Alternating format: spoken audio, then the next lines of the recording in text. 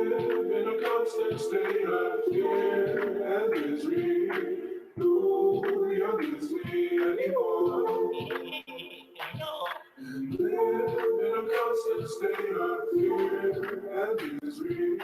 Nobody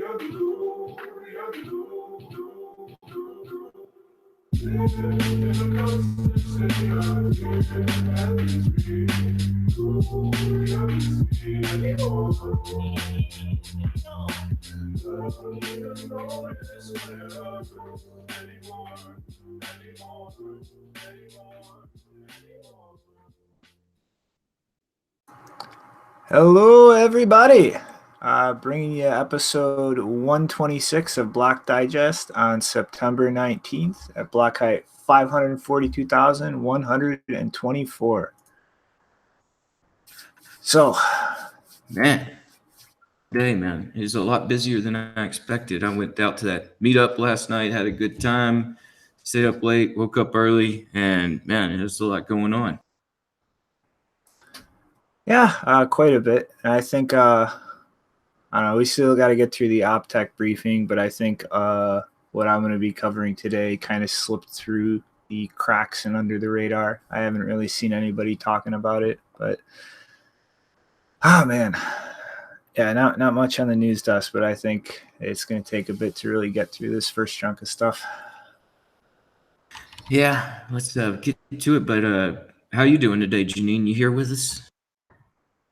Yeah, definitely lots of contentious stuff to cover today in a variety of ways. But currently, I'm just feeling really glad that I did not hang around the Ethereum Berlin people. I managed to escape that one. Just before the show started, I saw a video that they used to advertise the conference where I think it's either, I didn't look into who they were, but it's either two gay men or two just drag queens. Basically, they're lying on a beach with their laptops, and one of them says, hey, I should probably get a daddy. And the other one says, how about a crypto daddy? And then they start quickly typing on their laptops. Gee, what are you doing? What are you doing? The SJWs are going to come and we're going to have to create a Block Digest code of conduct. What are you doing? Well, so, I mean, this is just the thing I want to point out. First of all, I am very aware that the person who created that video and also organized some kind of drag queen session or performance, I know that was a woman. I'm very aware of that. But that does not change the fact that the implication that I would see an advertisement for a conference where the impression that I got was they are kind of implying that, first of all, they called us girls. They didn't say women, they said girls in the tweet. I am uncomfortable with the implication that the thing that would attract me to an Ethereum conference would be that I'm going there to trade sex for money. Sorry, doesn't matter if this thing was directed by a woman or not. That does not make me want to attend that event. So yeah, really glad I missed that. Get your priorities straight. Yeah, apparently I do. And apparently me being uncomfortable is offensive to minorities. I'm not sure which minorities, because, I don't know, asexual people are a minority. They might not want that. People in general who are not attracted to drag queens might, I don't know. I don't know what minorities I'm offended by not wanting to be portrayed as someone who is seeking a crypto daddy at a technical conference. Yes. So that was kind of a tangent, but that was just what I saw right before the show started. I'm going to have to check that out because that does sound pretty crazy. I don't know, all these different conferences and everybody seems to be more and more marketing and code of conducts and all that stuff. And everybody in a world where everyone's getting offended and everybody's in their different category. And it's a crazy situation right now. Yeah, well, the thing is, if they wanted to have some kind of drag queen performance at the event, as a session, that doesn't bother me.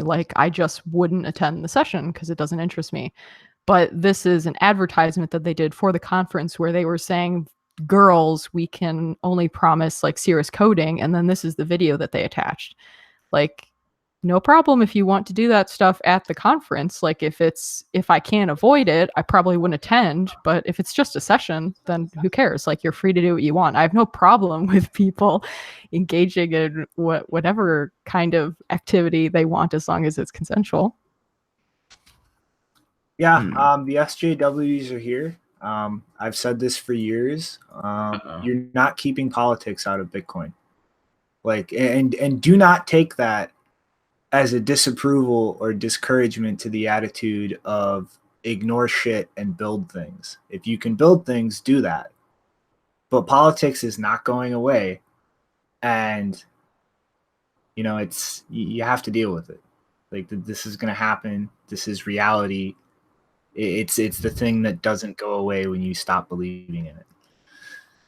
I mean, I don't even use the term SJW because, one, I mean, there's so many different people who have been accused of that, and their behavior varies so much that there's not really consistent definition. And it makes me weirded out that we would use like any kind of justice term in a derogatory nickname. So, well, welcome to the meme war, but let's get into this and slide along, or this is going to drag on for forever. All right, so Optech news today.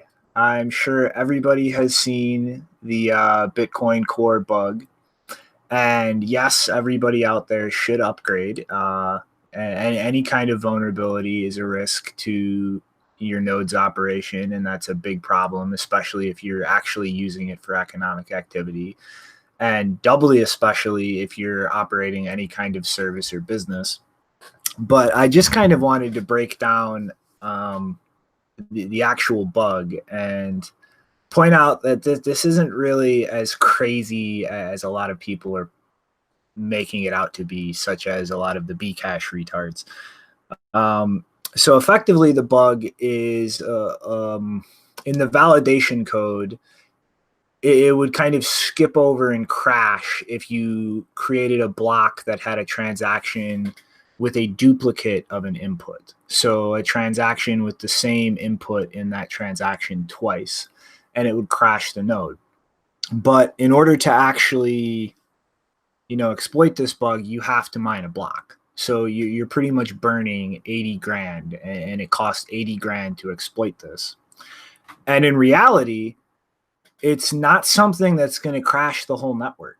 Like, this would be a block constructed by a miner. It would be propagated outwards by that miner to all of the nodes directly connected to it.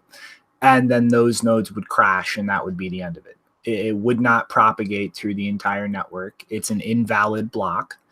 And so really, to exploit this on any kind of serious level, not only would you have to be a miner willing to burn the entire reward from a block, but you would have to effectively directly connect to any node that you wanted to crash with this bug. It's not something that is indirectly going to propagate across the network. So that said, it's not something that is a network-wide threat that could bring the entire network grinding to a halt, but it could crash a node. And if you use your node for actual economic activity, that's a problem. And it's an especially big problem for any businesses or services out there using their own node. So, like, patch this. Like, it's build up the herd immunity, and the irritation, even though it's not a network-wide threat, is gone. End of story. FUD killed. Bitcoin Core 0.17 release candidate 4 is going to be released very soon. So if you are somebody who likes tinkering around with the release candidates, keep your eyes peeled for that. BIP 322 has been proposed and is undergoing review, which is not really something critically important, but it's a nice thing to have.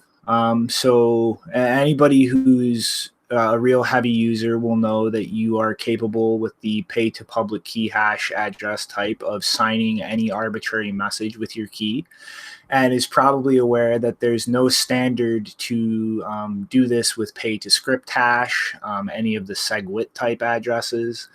and it's kind of been a little bit of an annoyance. It's not something really critical to being able to use Bitcoin, but it is a nice feature to be able to prove control of an address or funds and so on. And so this BIP is proposing a standard for message signing across any address type, and it would effectively just structure it in the way that a transaction is, where you would actually provide the script, the signature for it, and instead of just signing a transaction, you would be signing the arbitrary message with a bit of deterministic data ahead of time so that you can't be tricked into signing an actual transaction. And so this would kind of solve the issue of only being able to sign messages through a standard with the pay to public key hash address type. And like I said, it's not something really critical, but it is a nice thing to have, especially when it comes to auditing or conflict resolution in any kind of issue with a merchant or things like that. The Optech workshop in Paris is going to be coming up in November 12th and 13th. So on the off chance that anybody working at any company who wants to attend is there, you should email Optech to reserve spots for engineers or pass that along to the relevant parties in your company. In other news, C Lightning 0.6.1 has been released. Mostly just bug fixes, and the release notes is available in the Optech newsletter. Bust-A-Pay, for those who don't know, Bust-A-Bit is a gambling website that's been around for quite a while and has probably eaten the funds of a good number of traders I know who think that they can game the system. But they have a little bit ago implemented a version of pay to endpoint to help with UTXO consolidation and privacy in making payments. And so this is kind of being discussed on the Bitcoin dev mailing list a little bit, and looking at maybe attempting to kind of standardize this and try to build up support beyond niche software. So that's going to be a really good thing to look forward to, and is going to come up in a little bit with my last story. And then notable pull requests: a reject message for light clients is being deprecated in Bitcoin Core, mostly because there's really no way to guarantee that it is used accurately, and so it's pretty much been decided to just be a waste of bandwidth. A bit of code in Bitcoin Core dealing with Libitcoin and whether the wallet is compiled or not is being pulled out to kind of streamline things. And there's also some other ongoing issues, mostly dealing with kind of refactoring the code base to separate the wallet code from the actual node server code, which is something that I've always kind of thought is a big architectural issue. There's no real reason why those aspects of the code base should be tied up together so tightly. There's been a adjustment in LND for a feature to leave a wallet unencrypted. It's pretty much been renamed and changed a little bit in the documentation to make it clear that this is for testing purposes, so that people just kind of tinkering with Lightning don't lose all of their money, because having this activated and not taking proper precautions is very, very easy to just pretty much completely lose your funds. Some upstream changes in Tor have made it easier to handle the differences between version 3 and version 2 addresses. For those who don't know, Tor recently changed the address format in the onion routing of the network, so that's kind of been causing a little issues here and there. I know Wasabi had a little bit of a bug before they rolled everything into the client and simplified that. And then C Lightning has set up an RPC proxy so that you can simply test the responses of RPC calls and make it a little easier to just test behavior in an isolated way for development purposes. And that's Optech. Yeah, man, I had a late night, but I still came home and started downloading that update for my core client and just getting that thing all upgraded. And I think that's definitely want to do that. I mean, like you're saying, not really a network wide issue, but everybody on the ball just sort of coordinate and make sure that we try to keep all that downtime away from us. And so that thing's all good to go now. And like the whole pay to endpoint thing, I'm really interested in seeing more developments on that. It's like something where, just like a general efficiency in Bitcoin that I think could serve pretty well with some developments in the future. I think we'll see a little bit more on that coming up. Cricket. All right, so is that my signal to move along? I think that's like the perfect segue, man. Yeah, let's talk about old Samourai. Actually, we have a long rant on bureaucratic bullshit. If cover for me 1 second to kick my cat out of the room. She's just hit the point of being too annoying. Man, you've always got to get that cat under control. I don't know why my cat's so chill, but he just likes to hang out in the sunlight behind me. So everything, chill with my cat. But yeah, pay to endpoint, that's just some interesting stuff going on there as far as like just another way to consolidate UTXOs and do a different form of transaction. And yeah, I know that there's something that Samourai is working on with pay to endpoint, but yeah, I think Shinobi's right as far as the story lineups go. There's a pretty heavy government story coming up. Back Shinobi. Yep. Dumb cat dealt with. All right. Need to chill that cat out. Yeah. So I'm sure everybody remembers the New York Attorney General sending out queries to all the exchanges that operate in the U.S. and the amazingly awesome fuck you letter from Kraken and Jesse Powell, which was well-deserved. So this is pretty much the result of that. They have issued the Virtual Markets Integrity Initiative and a report on this, going over all of the information from the questionnaires and data received from the exchanges who participated in it. And most of this is just very thinly veiled horseshit, with them attempting to play God and establish all kinds of arbitrary reasons for them to impose bullshit on any company in this space and pretty much decide who can and can't participate on these platforms.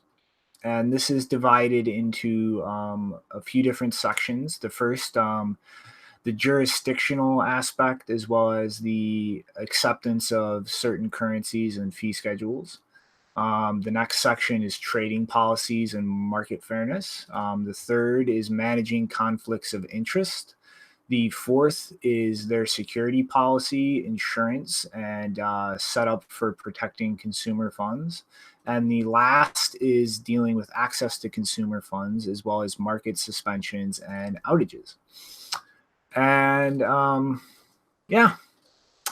the one thing that really set me off here is just a structure in the entire report.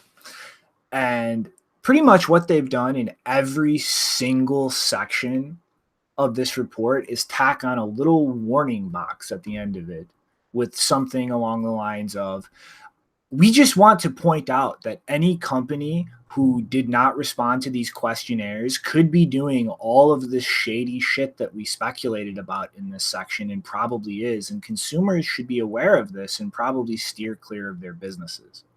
So the entire report and its structure is effectively trying to indirectly, assassinate the character of any business who refused to comply with this and pretty much scare consumers away from them, which is very clear what the agenda here is. Play ball and deal with our horse shit, or we're going to try and slander you and your business and drive customers away from them. So on that note, before I get into the details, the Attorney General of New York can go fuck himself. Like, just get fucked. So that said, Three things at the beginning that they point out as major issues are the structures overall of the businesses, such as offering different services. The order book exchange, some of these businesses offering brokering services, which involve them trading on their own platforms, the offer of loans for margin, as well as transfer services for virtual currencies themselves, and pretty much getting their panties in a bunch that all of these things are not isolated services provided by completely independent businesses. Like how things are structured in the legacy market, where they can slap all kinds of onerous regulations and requirements onto each individual component of this, add all kinds of market inefficiencies and places where middlemen can set up businesses to link all of this shit together in the name of market integrity and stability. The second issue is that they don't think that trading platforms have yet to implement any serious effort to impede, air quote, abusive trading activity. So to this, they're mostly complaining about bots and automated algo trading existing on the same platform as retail consumers being able to purchase things. And to that, I will once again say, get fucked. What somebody wants to do with their own money, the strategies that they want to engage in as far as trading or how they use that money, is none of your goddamn business. Buyer beware. If some completely clueless idiot decides to wander into this space and decide to play day trader without taking any effort to learn anything, to educate themselves, to figure out how these types of markets and platforms work, well, tough shit. If you expect to just be able to wander in anywhere in the world and have somebody grab your hand and coddle you like a little child and do everything for you, you're going to have a real tough time in the world. Deal with it. If you're going to try and do something, learn what you're doing, or the consequences are your fault and your fault alone. Like what the hell are we supposed to do here? Create systemic distortions to favor all of the incompetent idiots in the world because they're unwilling to actually learn what they're doing or educate themselves in what they choose to engage in? No, that's nanny state bullshit. And that is not a viable option in any walk of life, let alone financial markets, which are one of the core driving aspects of how society functions. No. The third major issue is protection of customer funds are often limited or illusory. Well, I pretty much guarantee that the Attorney General's office in New York has absolutely no clue what the fuck they're talking about, or any ability to assess cold storage security in any way whatsoever dealing with cryptocurrencies. Like, they have no fucking clue what they're talking about. Point blank. Companies in this space are going to be the most qualified people to handle that kind of thing and have the best idea what they're doing. Are there going to be companies that do reckless and stupid things or don't cover all their bases? Yes, but that doesn't change the fact that they're still the ones closest to the ball. Some dumbass sitting in the New York Attorney General's office has no fucking clue how to secure a cryptographic key, how to air gap a system, how to establish security policies for transferring something from a storage mechanism like that to a hot wallet. They're fucking clueless retards. Like, they have absolutely no business stepping in and dealing with any aspect like that of a business in this ecosystem. They're not qualified. End of story. And the second aspect of this is insurance for different funds. Later on, that's one of the big things they bring up. Well, newsflash, you can't insure cryptocurrencies in the same way that you can insure other assets. End of story. You can insure the fiat value at the time of a theft. That's it. You can't just replace them. It's not like a Lamborghini. You can't just build a new one and then have the insurance buy it and give back exactly what you lost. These are finite, completely finite digital assets. End of story. If they are lost or stolen, you can't just snap your finger and print more to existence. Like, that's how this works. So to dive into the first major issue on jurisdictions, well, most of their concern here is where these businesses are actually based and the recourse that consumers will have in any kind of dispute with these platforms. Well, pretty much all of these businesses that's publicly known. We know where they're incorporated. We know where they operate out of. Even the most distributed of these businesses, Binance, it's based out of Malta. All of this information is publicly available. So they're pretty much fear-mongering on disclosure of information that is widely disclosed. It's complete nonsense. And really the root of this, I think, is the fact that they're terrified. So I'm going to take this opportunity here. If anybody watching still hasn't read The Sovereign Individual, go read it right now.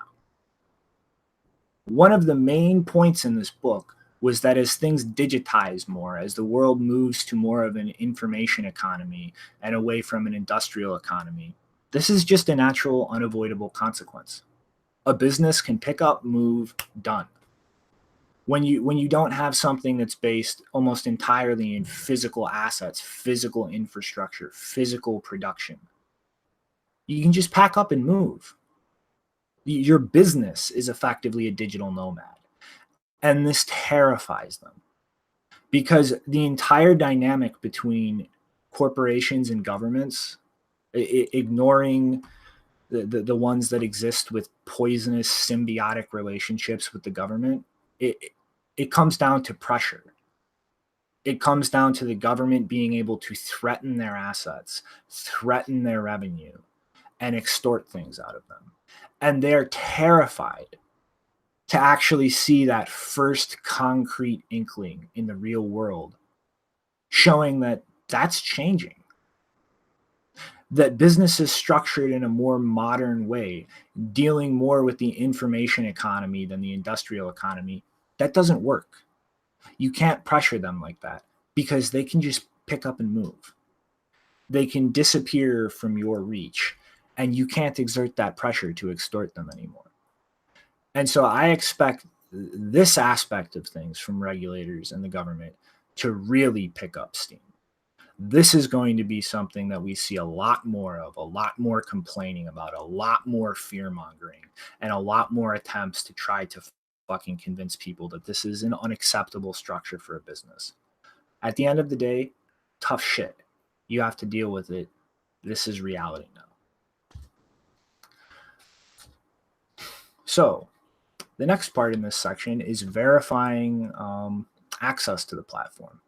And it's mostly dealing with KYC policies and access controls.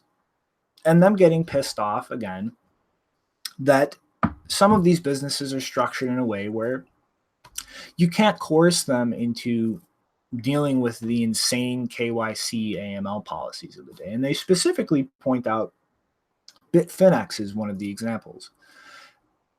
To deal with pure virtual currency to virtual currency exchange, you just need an email address and your country of residence. That's it. That's how it should be. It's your money. You should be able to freely use it however the hell you choose. Now, they have much more in-depth requirements for actually dealing with fiat. They require your name, your address, a proof of address, your email, your mobile number, age, your ID, your banking information. But that's because you're interfacing with the old fiat system. And, you know, what are you going to do about it? Like, this is the entire point of this technology, of these platforms. You are opening up access to the financial services that are being closed off by these completely fascistic regulations and mechanisms of control to the people being locked out of them. And it terrifies them. Well, the other aspect is in their grip. I'm gonna let you keep going now. Yeah, it's like, it's funny, man. It's just like they're losing their grip on all this stuff, and yeah, just like them. I don't know. It's like a death row. Them just screaming everything they can. We need limited access. There's abusive trading. We need protection of funds. It's like, this is a different trust model. This is something where we're trying to like give people back a little bit of their information to where, yeah, they can make decisions for themselves. It's crazy how this New York Attorney General's office is just like so overboard on the way that they think that they have the, end all be all on the way that these markets should be run. Mm-hmm. But the next aspect of this is access control. And effectively, most of these businesses are pretty much doing IP tracking and geolocating that to exclude people from jurisdictions that are not supposed to be allowed access. And of course, the first thing they bring up is VPNs. So they point out that only Bitstamp and Poloniex actually take the effort to block VPN addresses. But every single one of these platforms is tracking the IP addresses and tagging them to jurisdictions for access controls from jurisdictions they should not be accepting customers from. So, with the exception of the few businesses that accept peer-to-peer or purely crypto-to-crypto transactions and don't require KYC information to that, I mean, this is completely pointless. If they have to KYC you, they know who you are. They know where you're from. They know what your home jurisdiction is. All you're doing when you're blocking VPN addresses is degrading customer security. Because as one of the core points of this entire report is, these businesses need to take IT security very importantly. And when you're tagging and tracking every single IP address your customer is using, and you're not allowing them to use means to actually shield their real IP address, you're extending that entire security threat if one of these platforms is compromised directly to the customers themselves. Not just funds that they have on these platforms, but the customers themselves. Let's say, Coinbase, it tracks your IP every time that you're fucking logging in. They won't let you use a VPN. They get hacked. Now, depending on how they've compromised that system and what they have access to, all of the customers' IP addresses are available. All of those customers now just became direct targets. Not just the assets available on Coinbase, but them directly. Coins and crypto assets that they directly control the private keys for. All of them just got lit up as targets. So this nonsense about protecting the integrity of the market, protecting the consumer, it's fucking horseshit. Because the entire core rationale in this section about access control is that a customer in a fucking jurisdiction that's not supposed to be accessing this platform has no legal recourse if the business does something. Well, yeah. And closing that off to save them from that threat now opens up all of their other customers to direct security threats. Because once again, the Attorney General's office has no fucking clue what they're talking about or what they're looking at. They're fucking completely incompetent. The next aspect is the fee structure of these businesses. So effectively, what this boils down to is there are very few platforms who offer flat fees, no matter what the volume or how you're structuring your orders. But most businesses use a maker-taker fee model, which is effectively the taker or the person who's putting in an order that's filled automatically has a higher fee than the person who's putting an order into the order book that is not immediately filled. This is a very common structure. This is something that all kinds of markets do, and this incentivizes liquidity. This is why there is liquidity in these markets, and we don't have ridiculously shallow order books where a few people pressing sell crashes the entire market instantaneously, because this fee structure is incentivizing liquidity to be there to cover that. And of course, they're complaining about how this advantages professional traders and disadvantages the retail customers. But like I said when I first started this rant, if you're not willing to learn what the hell you're doing, deal with the consequences. They're your own goddamn fault. Because again, it makes no goddamn sense based on the preface of why this is being done from the Attorney General's mouth.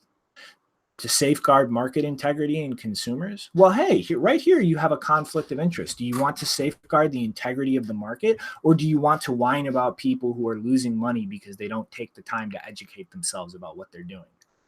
Seems to me that when you're an idiot and intentionally an idiot, the consequences are yours to deal with.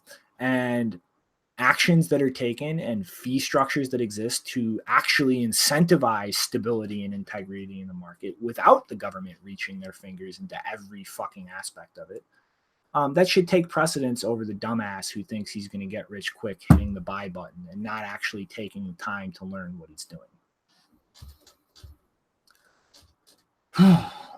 Trading policies and market fairness. So this is effectively complaining about discrepancies in the types of orders that are available on different platforms and how they work. So for those of you who aren't traders, I mean, there's a litany of different order types. There's market orders, which will simply buy or sell into the order book as it exists, allowing slippage. If you're trying to sell 1,000 coins and there's an order for 200 at $1,000, and then I don't know 700 at $980, and then 100 or whatever at $950, it'll just fill all of those orders with the slippage in between and the different prices. There's limit orders. You can specify the price that you will sell or buy your coins at and enter that into the order book and leave it there until it's filled.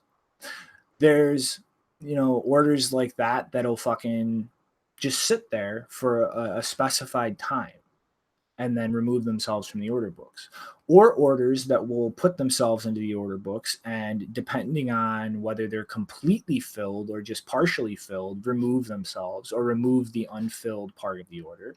There are many types of complex orders that you can make to actually control the price at which you're buying or selling your coins. They're different across all the different platforms because these are private businesses who are choosing how to structure their businesses. And pretty much, again, the complaint comes down to the retail consumer can't possibly understand these massively complex things and how they can use them to their benefit. Well, one, again, if they're not willing to learn what they're doing, tough shit. And two, this is unbelievably patronizing and insulting to anybody using these platforms, that people are too stupid to understand if I use this type of order, it'll do this thing. Like, that is just unbelievably insulting. These things are not that complex. They almost explain themselves. Almost all of these platforms actually has material on their sites explaining how these work. Like, it is just unbelievably, it's horseshit. It is complete and utter horseshit. None of this report is actually looking at things that in an honest attempt to protect the consumer or to protect the integrity of the market. Because actually looking at the contents of the report, you can see the constant conflicts and contradictions in those claims and the specific things that they're actually complaining about. They don't reconcile consistently. And then finally, the use of automated trading in this section. And the thing is, well, this advantages institutional traders over retail traders. Well, no, I would say that it advantages programmers over non-programmers. And even that's arguable because there are so many trading bots just out there open source for this ecosystem. I know plenty of people who have no programming experience whatsoever, and they use trading bots. I mean, the languages a lot of these written in are so simple that you can literally just learn a little bit about the language and have somebody break down how the bots are structured, and you can tweak them to how you want them to operate. Again, if you put in the time, if you actually learn what you're talking about and how these things work, you can figure this out. If you won't, well, that's your own consequences to deal with. That's your own stupidity. And it's not a viable option to just grab every incompetent idiot by the hand and shape the entire world around them so nothing bad can happen to them. And of course, the obvious market manipulation horseshit. which in the interest of time, I won't get into. I know I've ranted about this quite a bit. So for that, you can look at the report. The conflict of interest aspect. So this is mostly dealing with the ability of employees to gain privileged information and take advantage of that. And then the structure of how different businesses have different arms that are interacting in conflicting ways in this business, or in the Attorney General Office's opinion. This is the only section, I think, that has any shred of credibility. And it's not really that much, in my opinion. Again, these are private businesses. Everything that is really brought up as a concrete concern is publicly addressed in almost all of these companies' cases. And this is just virtue signaling nonsense. This is pretty much the Attorney General going, customers should know about how these things work, when almost all of this is publicly disclosed. So the complaints really are about deciding how to list different assets, which is, again, that's that company's business. These are private companies. Most of them actually do publicly disclose why they're listing things, when they're listing things. A few of them even have objective frameworks to decide how to do things. On Coinbase's part, though, they kind of pulled it out of their ass after one of the most obvious, transparent attempts at market manipulation I've ever seen in this space. The surprise Bcash launch, where they're only allowing buys to go through and not facilitating sells. And it's kind of funny that this incident is not mentioned anywhere in this report. Anywhere. It's almost like Coinbase has a little bit of pull in the background where they can just get away with this shit without scrutiny, despite at the end of almost every single section, the Attorney General going, now just to be just to warn you guys, Kraken, Huobi, Gate.io, and Binance are probably doing all this shady shit, so you should stay away from them. Let's ignore Coinbase and the fact that they were busted red-handed actually doing this kind of shit. We're not going to mention this. Just stay away from Kraken and the rest of them, because they pretty much publicly told us to get fucked. And then the structure of different businesses, such as Coinbase is probably the best example as a brokerage. Around 20% of the GDAX volume is actually Coinbase brokering things for Coinbase customers on their own platform, and pretty much complaining about conflict of interest. Well, hey, again, learn what the fuck you're doing.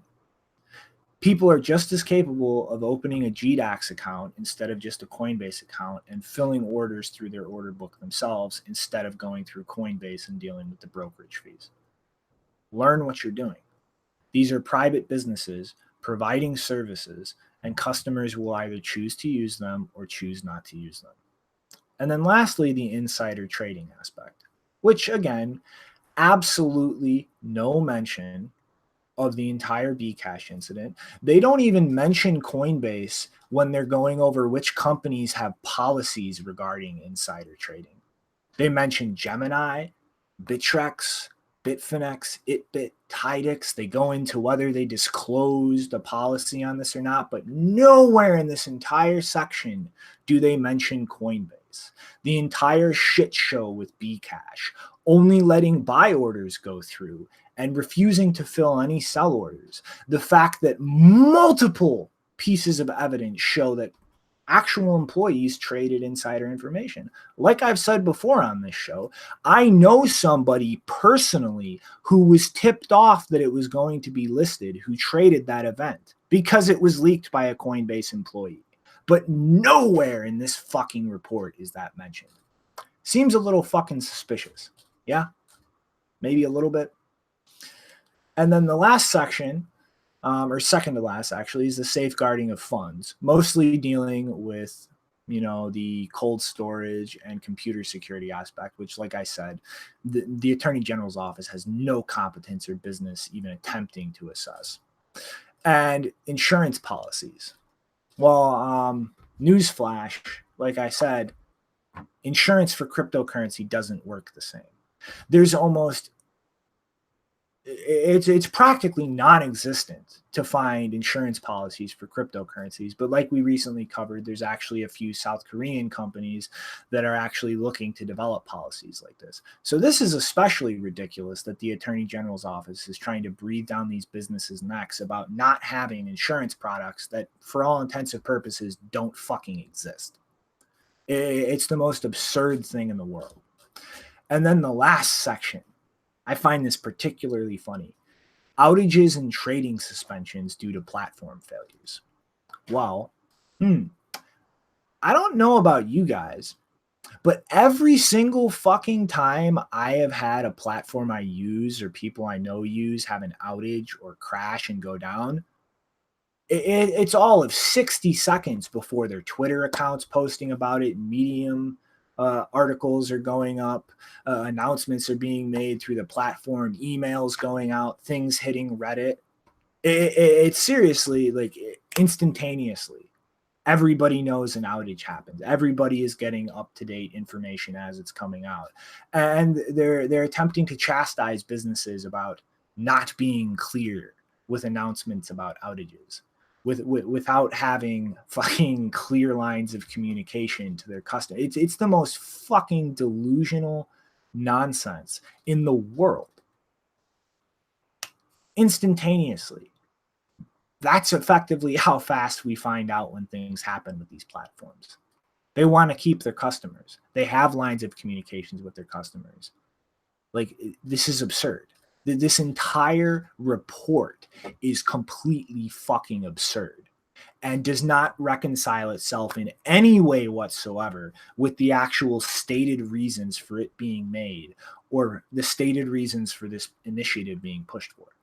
Like, the Attorney General is completely full of fucking shit.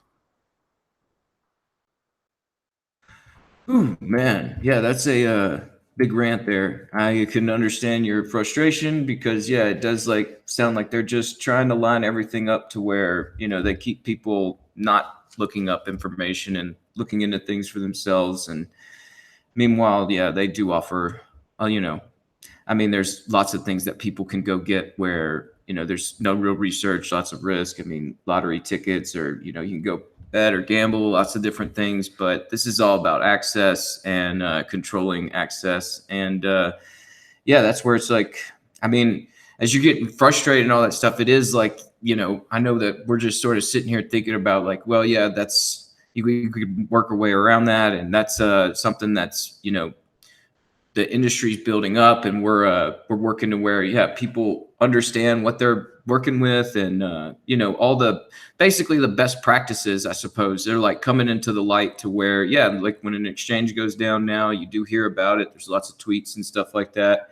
And it's just, it's one of these things where it takes time to get all this stuff together to where there is a best practice for given situations. But we're building it out and it's something that over time, I think people are going to be a lot happier with this system where they can understand what they're investing in and, be able to have access to this level of financial freedom is something that eventually, this is where I kind of get frustrated is because I do know that there's a generation that I don't know if they'll ever really figure that out, or even if they do kind of figure out the system, if they're willing to give up the trust and get back into educating themselves and figuring out what they're doing with their finances and how this all works. But I feel like those people are going to need some sort of custodial solution and some sort of vehicle that they can invest in. And that's where, I could see some of these things, as being frustrating the way that it all comes together, but I can see that some customers do need it. And I guess, we're going to be, I don't know, it's a good report to show that this is the things that they think that they're thinking as far as what the space should be conforming to whenever, I think that the space was pretty right on with Kraken and Jesse, the response that they gave the New York Attorney General, because there's attorney generals all over this country, but for, the New York Attorney General, the SEC, these certain gatekeepers, they like to, project their power and their authority. And this is one of those spaces where they don't really have it. And so the best they could do is really kind of fearmonger and, keep bad information flowing out there and try and keep people out of this system. So I don't know how long that's going to keep going. I mean, reports like this kind of just, in the eyes of people like us, just sort of make them look even more ridiculous. And, we'll see how it plays out. But I mean, like, the New York Attorney General's office, man, it's a pretty aggravating group of people over there. It's fucking infuriating. I mean, they're completely full of shit. Like, the reasons they lay out for pushing for this are complete bullshit. What are their stated reasons for doing it? To protect market integrity and consumers. Oh yeah, I think that meant to protect our strength and limit access. I thought that. Yeah, I mean, it's just another case of the government thinking or pretending to protect people when they actually don't understand how these businesses work, or they do, but they're just misrepresenting their knowledge.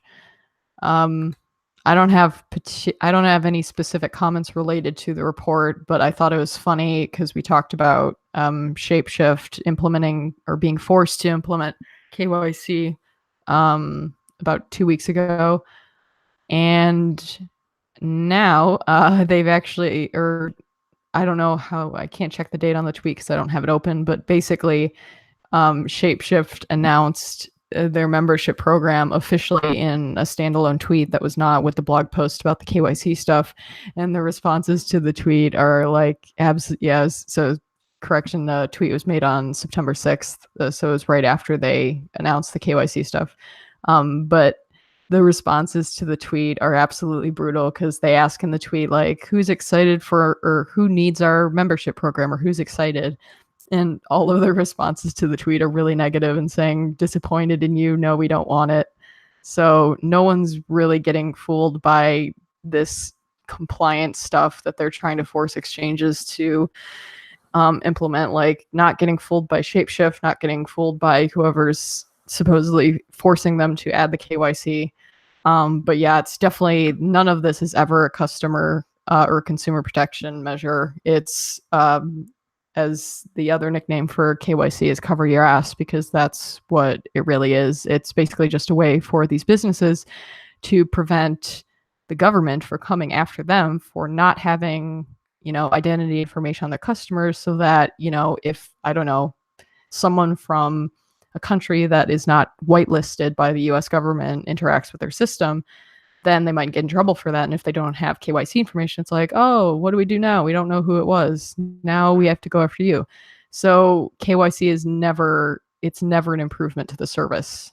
Like, there are very, very few instances where having your identity known by a service you're using is actually useful. Like, very few instances, very few use cases. And the whole point of Bitcoin was that we took identity out of money, or at least made it optional. So not really looking forward to seeing it being implemented on top of Bitcoin through these exchanges. It just doesn't make any sense. It's not necessary. Yeah, I think one of the best replies from that tweet for Shapeshift is Ted Anderson, you were great at one thing and I needed that one thing. Now you want my info so you could do a bunch of stuff I don't need from you. Sad, you were great. Goodbye. It's it's a lot of negative press coming their way for that whole membership program. But I don't know. I know Eric is he's one of those guys that's really against the federal government. It's like, makes me think like, yeah, this is some service that they're kind of coaxing out of his hands, and maybe he'll start something else some other time. I don't know. It's definitely, a lot of forces in the background trying to align to make sure that there is this basically traditional crypto route where, the onboards, the ramps are KYC'd, and they have access to people's wallets, like in Coinbase and all that. So we'll see it continue on. I mean, it looks like, just from right now, it looks like Coinbase and Gemini and Poloniex are pretty much like kind of running through the whole regulatory route. And but we'll see how it shakes out, if they're going to continue to keep moving that direction. We'll see.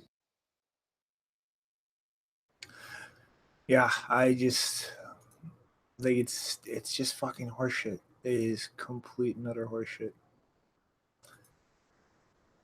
Oh man. All right though. I'm gonna move along to the next one and try to keep shake it it off. quick. I think we 'Cause- need a code of conduct to say how many times Shinobi is allowed to say horseshit on the show. No. Yeah, man, we're gonna develop some rules. Fuck you, JVidya. But all right. All right, let's do it. So What's going on? Samourai was tweeting about a new feature, stowaway transactions. And so I'm going to keep this really quick because of how long that first one was. But this is pretty much another implementation of pay to endpoint. It's pretty much a collaborative transaction that Samourai is going to allow trusted wallets, so people actually know each other, to use and perform pay to endpoint, where the receiver is providing an input and the spender is providing an input, and then you simply have the receiver getting their money back plus the payment in one output, and the spender getting theirs back in another output. And this is fucking awesome. Like, it was nice to hear that Bustabit implemented it, but I think Samourai with a much larger user base is going to have a way easier time getting this to catch on and actually pushing to standardize this in a way that other wallets can support. And I mean, like with all of their work in the entire, like just the entire wallet architecture, the Stonewall spends to try to fake a coin join when you can, like their work on Whirlpool implementing Zero Link, and now this. I mean, like just the pace at which these guys are cranking out privacy tools for users is fucking amazing. And it is just awesome to see this happen. I mean, when this wallet finally hits 1.0 and gets out of beta, I am never going to use a fucking single other wallet on a mobile phone ever again. I am never going to recommend another mobile wallet ever again. Like this, like the work they are doing should be the standard for an SPB wallet. Like, end of story. And like, this is just fucking amazing shit. I mean, that's really all there is to it. Yeah, man, it's this Samourai guys and what's going on with Wasabi, and I know there's the confidential transactions, all this stuff working with Bitcoin privacy is just like it's incredible developments, and yeah, it's awesome to see. I wish it would become like a standard, but yeah, it's like we're starting to see two different standards come out where it's like this, the standard where it's all custodial services and people that I don't know, they're not really into using privacy that much right now. But yeah, the Samourai wallet is like my go-to. I've been fiddling a little bit. I need to mess around with Wasabi some more, and but yeah, like I need to do some of these transactions, man, because I think that's pretty interesting. Send a little bit and then get it back in with some more, and it's all put in a one transaction. That's interesting. I'm gonna have to check that out. Mm-hmm. All right. Well, I guess, yeah, amazing technical stuff. I'm really disappointed that there's a lot of time eaten up by me ranting about regulations, but I guess I'm going to pass it off to Janine, and she can take us into the next bit of drama for the day. Yeah, my story is relatively breaking news because it happened within the last 24 hours or so. Basically, Satoshi Labs and the consulting company behind Slush Pool announced that they will not be sponsoring or attending the Hackers Congress in Prague this year, which is literally starting in less than 3 weeks from now. So very short notice. Before I start, a small disclosure. At the moment, I am scheduled to give a lightning talk there at Hackers Congress about what I've been thinking about over the last 3 years or so on journalism. But that talk will be unpaid and my travel expenses aren't even being covered. I'm going solo. So if you just wanted to say that because I don't really think there's much of a conflict of interest. I'll have to look a bit more into the incidents which inspired Satoshi Labs to pull out like this before it makes sense for me to go. But as far as I know, that's still my schedule. I haven't made a decision.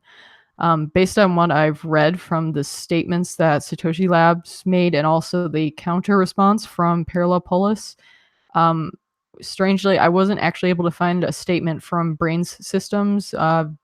Parallel Polis claimed that they both published a statement or the same statement, but I only found the one from Satoshi Labs.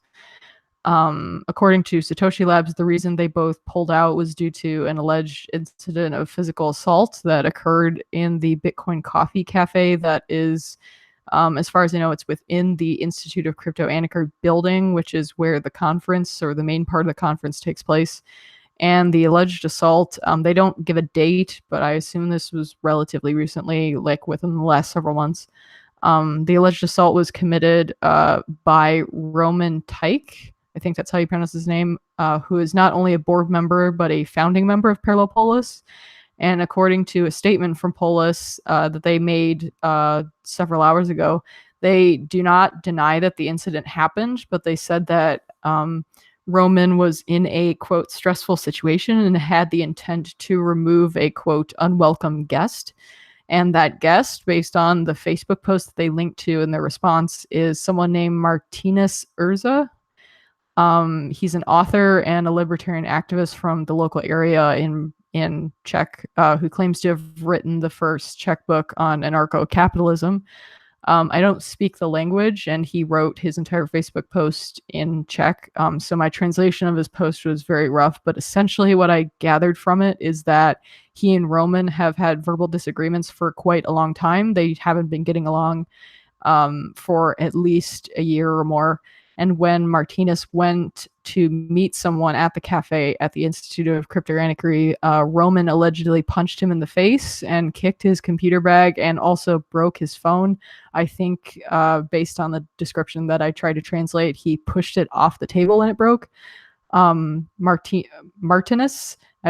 sorry if I'm really butchering the name, says that because of his political values, he did not involve the police. But it seems like people from Satoshi Labs were either witnesses to the incident or just decided to speak in his defense after, I guess, hearing about it. And they tried to help him in the dispute resolution process to, have some kind of, repercussions for Roman. Unfortunately, Satoshi Labs say they were not happy with the result of that process, or perhaps the lack of process, and they've now removed themselves from the upcoming event. They say in their statement, quote, "If one of the founders of Polis cannot be held accountable for his own actions, then we cannot expect Polis to be a true representation of the ideals it was founded on." Especially one of them obviously being nonviolence, which is something that Martinez is also into. And two other people, his wife and or girlfriend, I'm not sure what their relationship is, but I think at least girlfriend, named Teresa. She tweeted about being disappointed about Polis and their indecision or lack of action taken against the founder. And another Bitcoin enthusiast in Prague named Martin Sip said that he had left the space after being active in it between 2014 and 2017 for similar reasons. And according to the Polis statement, the Hackers Congress will continue as scheduled, regardless of this apparent breakup. But I wouldn't be surprised if they end up having some financial issues if they continue to do more of these events in the future, because it's a really hard thing to deal with when one of your biggest sponsors will no longer be supporting you. For example, I'm sure one of the major influences is that Trezor, Trezor might be impacted as well, because I know a lot of people buy their Trezors from the Institute of Crypto Anarchy, so it probably hurts them both ways in that regard. But yeah, not really sure what's going to happen. Basically, this has all come out relatively in the last 24 hours. I've seen a bunch of speakers for that conference already comment saying that they don't know what's going on. They haven't heard of this before. Most of them have said they're still coming. Like I think Peter Todd said he was. So yeah, not sure what to do at this point, but it's pretty sad that that incident occurred or whatever occurred, and it's now split up the Czech Bitcoin scene. Yeah, that sounds pretty interesting. I mean, yeah, definitely kind of breaking or something I didn't really know about until last minute when I saw it coming on before the show. Yeah, it's an aggravating thing if somebody breaks your phone and punches you in the face and then they claim to be like, yeah, they're against violence and everything. And I know that, a lot of anarcho-capitalists and people that are in this for political reasons are pretty strong in their beliefs. So, I mean, something like that happens and they don't agree with it, I could certainly see them, kind of pulling their plug on what they can to try and help find some sort of, I guess, penalty for what he did there, some sort of retribution or something to where somebody could be held accountable. But it's people don't really get along all the time, and everybody's political opinions in the space are pretty strong. So I could see it happening. Good to know that you're still going to be heading out that way, at least for right now. I imagine you'll update us if that changes or something. Yeah, I mean, to be honest, I'm much better delivering talks when I'm not standing in front of a crowd of people with, I'm not going to be filmed. So anyone who thinks I'm going to dox myself, no, not happening. But I mean, I deliver stuff much better when I'm just sitting at home with a microphone. And since I'm not going to be filmed, I mean, if worse comes to worse, I'm just going to record my talk and publish it on Block Digest. So it's not really a loss for me because, like I said, I'm not even getting paid to go there. Not getting any support from that at all. And to be honest, if this turns out to be a much more complicated situation, I mean, it's not really worth it for me to go there if there's someone wandering around who punches people. Which I don't know if that will happen. It might just be it was really personal between the two of them, but that's not something that really makes me feel comfortable. So yeah, I don't have too much reason to have to go there if I don't have to. Yeah, it's Hackers Congress. What would be wrong with streaming that or pushing it out through just a video? So people get upset, and I think it was kind of a personal thing there. It sounds like, I mean, geez, punching a guy in the face and breaking their stuff. So yeah, but I guess in the interest of time, let's just keep moving along into this next story that I'm covering here, which is kind of a little bit of a development on the story that I talked about at the last episode with BitGo doing some stuff in South Dakota. So it looks like these institutions from the legacy system are moving quick to get things in order for their clients and appease the SEC. So last episode we covered BitGo's latest step in moving forward with a fully regulated custodial service in South Dakota. And now it looks like Nasdaq is partnering with BitGo's partner, and that would be the Swedish fintech company of Cinnober. And I'm still learning about all these big financial players that have been in the space for a while. I came in through kind of a weird angle, so I'm learning all this stuff as I go. But Cinnober has been around since the late 90s, and they provide solutions and services to exchanges, clearinghouse, banks, and brokers. They do a lot of big customers, the Asian Pacific Exchange, the Australian Securities Exchange, Dubai Gold and Commodities Exchange, a lot of different places, and New York Stock Exchange as well. And so they're operating around the world and are pretty big in the world of fintech, and Nasdaq is looking to acquire them. And the Nasdaq president and CEO, Adina Friedman, said, quote, "The combined intellectual capital, technology, competence, and capabilities of Cinnober and our market technology business will expand the breadth and depth of our fastest growing division at Nasdaq. Not only have the global capital markets continued to evolve rapidly, new marketplaces in various industries are demanding market technology infrastructure that enables rapid growth and scale, as well as access to tools to promote market integrity. This acquisition will enhance our ability to serve market infrastructure operators worldwide and will accelerate our ability to expand into new growth segments. So, yeah, this is them, trying to build out. It sounds like they're trying to build out that whole backed system. I mean, like, I know that Nasdaq is, putting that out, and with the Intercontinental Exchange and that BitGo, they put together that custodial solution in South Dakota, and so now BitGo with Cinnober. I mean, it sounds like they're kind of lining all these infrastructure tools up that want to appease the SEC, to where they can start offering this stuff to institutional clients. But similarly to that BitGo South Dakota story, where it's like a major first step, but it still has time to fall through during that 30-day public appeal period. Nasdaq has placed this tender offer to acquire Cinnober, but it's still up in the air. The board of directors of Cinnober unanimously recommended that shareholders and warrant holders accept the offer. The acceptance period of the public tender offer is expected to close during the fourth quarter of 2018, subject to certain conditions customary in Swedish public tender offers. But if the deal and the BitGo deal go through in the near future, combined with like Nasdaq's plan to launch this back product, sounds like like they're moving fast in the direction of being the first publicly trading cryptocurrency vehicle for these institutional players who aren't happy with Bitcoin's trust model and the way that we handle Bitcoin.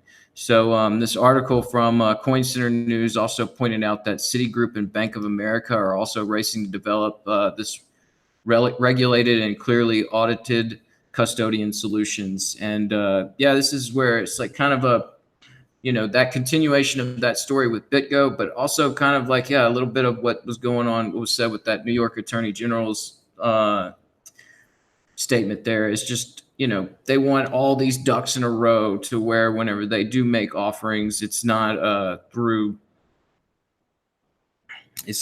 where they have direct access to Bitcoin, because that would be a little bit too much as far as just like people learning how to develop an independent solution towards all this gatekeeping and picking of winners and losers. So I kind of, it's like a bittersweet thing. It's like, have these things have to come together to where some of these investors that are never really going to figure it out have a chance to get on there and kind of avoid some sort of economic downturn when that comes. But at the same time, it does, it's kind of aggravating that, this is just sort of continuing to push that along where, some people, they might actually break through and learn if they had to work with this and actually hold their private keys and figure out the trust model that, we're developing, and the way that they can control their financial sovereignty is something that, I'm sure some of them could figure it out, but, with they just have an easy way to invest and sort of just get exposure to Bitcoin without actually figuring it all out. Well,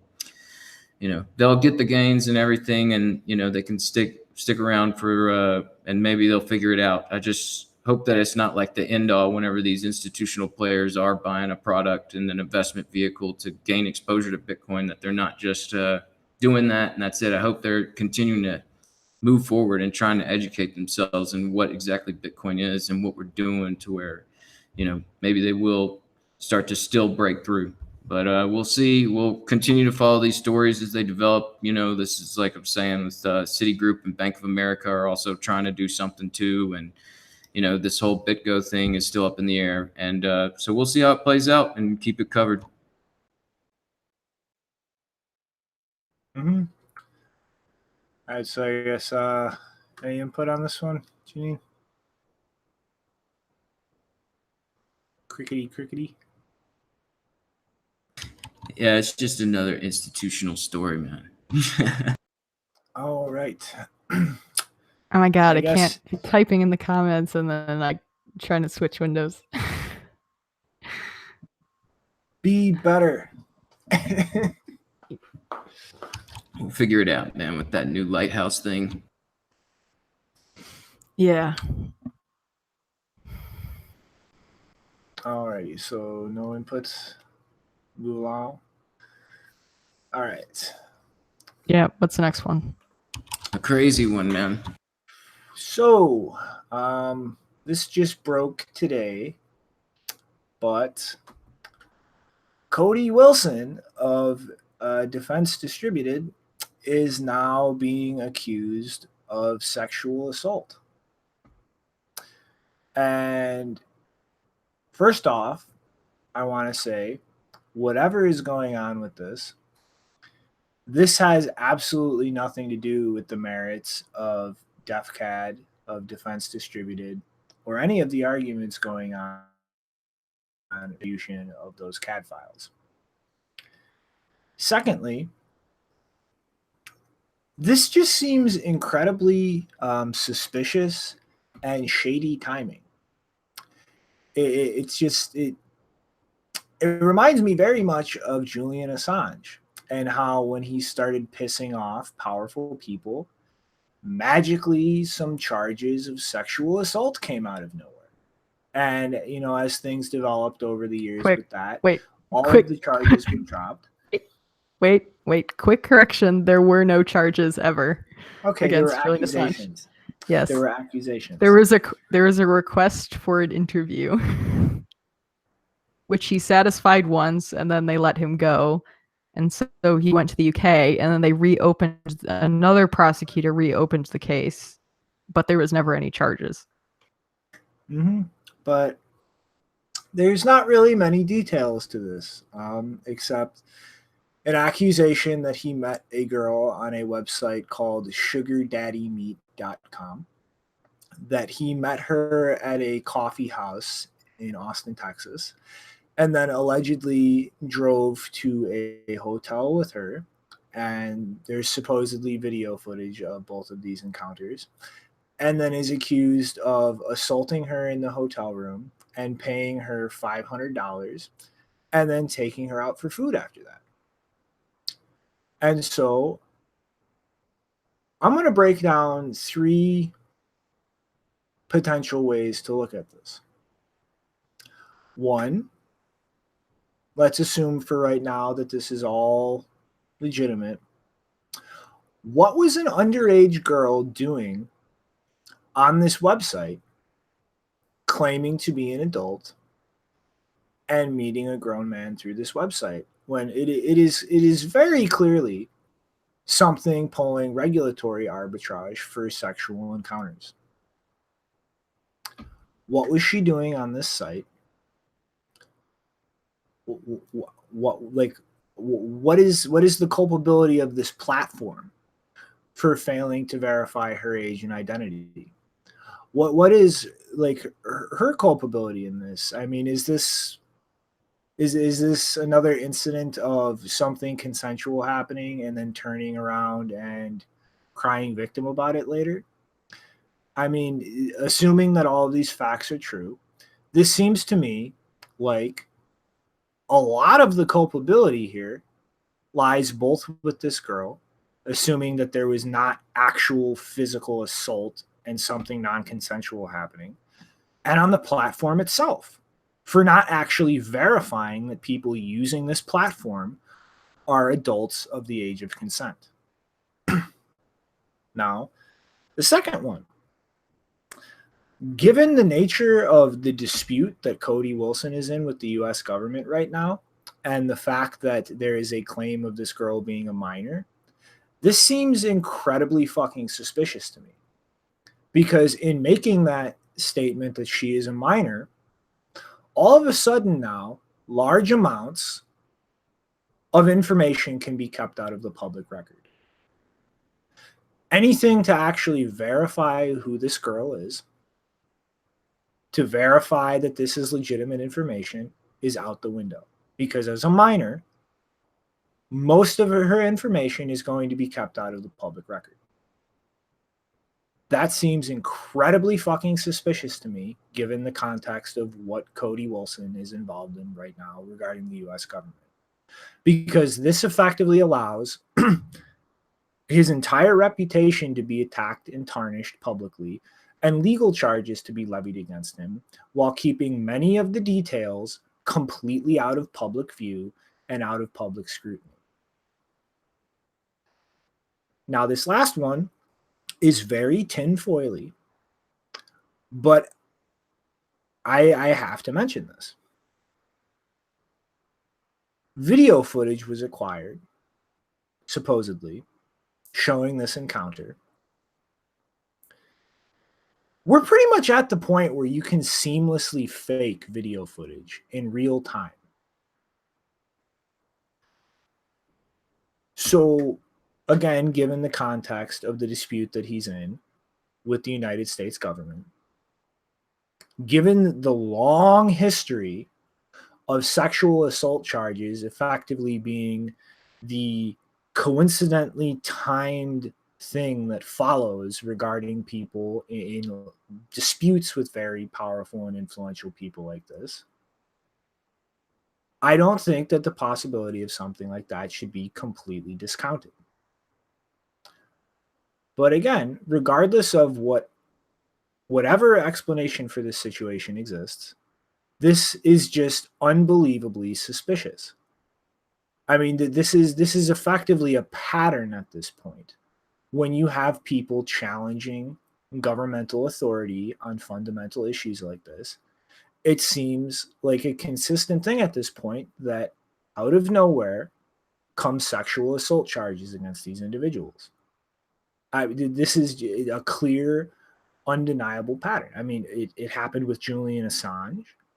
It happened with Jacob Appelbaum in the Tor project, despite not actually ever hitting the point of legal accusations or charges. But this just happens time and time again. Anytime somebody publishes authority, something like this happens very coincidentally that moves to completely tarnish their public reputation and credibility. And now, obviously, this is something everybody should watch. Everybody should see how the facts and the story unfold. But the two things to keep in mind, I think, chiefly are one, this has nothing to do with the merits of Defense Distributed or the legal case ongoing with the United States government right now. And two, this is something in general that everybody should be very skeptical of, because this is just par for the course thing that happens almost every time somebody calls bullshit on government overreach. And so I really don't have much more to say on that, because there's not a lot of facts. This was just released. There really isn't much to go on in terms of falsification or verification. So everybody should keep an eye on this. Everybody should have a dose of healthy skepticism, and everybody should not conflate this with the current legal battle with the U.S. government. So there are two things that I want to point out specifically. I did check the age of consent for Texas, which is where this incident is alleged to have occurred, and the age of consent in Texas is 17. And so by them saying, like, they did not specify her age, they just said she's under 17, so she could be 16, 15, 14, we have no idea. But most likely she was, I mean, I don't know Cody Wilson, I don't know how good his judgment is, but assuming his judgment was relatively okay on being able to judge someone's age, she was probably not a child in that sense that people are calling her. Like, this area is a, it's a very market area, because figuring out at what age someone is able to give consent it's a very tricky discussion. And people, in terms of like their psychological age and also their physical age, they reach that point of maturity at different times, based on their gender, as well as their life circumstances. That influences how that develops. So we don't know her age, but let's just assume she's, I don't know, somewhere around the age of 17. But she's still under 17. So even being an under 17-year-old, the fact that she engaged in what could be called prostitution because she accepted money for sex, I don't know how specifically that charge would apply to a minor doing it in Texas. But assuming that it's relatively similar to how that goes with adults, it's possible that she was going to face charges for prostitution for just engaging at all with Cody Wilson in any kind of sexual activity, which, I haven't read the actual legal documents, so I haven't verified whether these accusations are even credible on the basis that, there was footage of the meeting or whatever. No idea. But assuming that all the facts of the case are true, she could easily have been facing prostitution charges, and that would put her in a position where she would be under pressure to possibly rat him out, assuming that maybe she didn't even want to accuse him of assault. She could have been under pressure to bring more serious charges against him in exchange for lesser charges against herself. The second thing, I don't want to completely remove responsibility from Cody Wilson. And one of the things I would say to him is that, assuming the facts of this case are true, that, even if she wasn't underage or anything, the fact that he would engage with a woman in this way that he didn't know, based on a meeting on a website called, what is it again? I don't even remember the name. MeetSugarDaddy.com. Yeah. So yeah, that, I don't know what he was thinking when he decided to get involved with a woman from that site. Doesn't matter if she's underage, like that kind of behavior. Did you actually see the date when this occurred? Because it must have been relatively recently, I assume, like within the last year. Did they actually specify when it happened? I'm going to try and find legal. I did not see in anything I've read. So the forensic interview with Child Protection was on August 27th. And she said, so according to this victim, they're calling her just the victim because her name's not public. She says it occurred on August 15th. So yes, it was within literally the last month.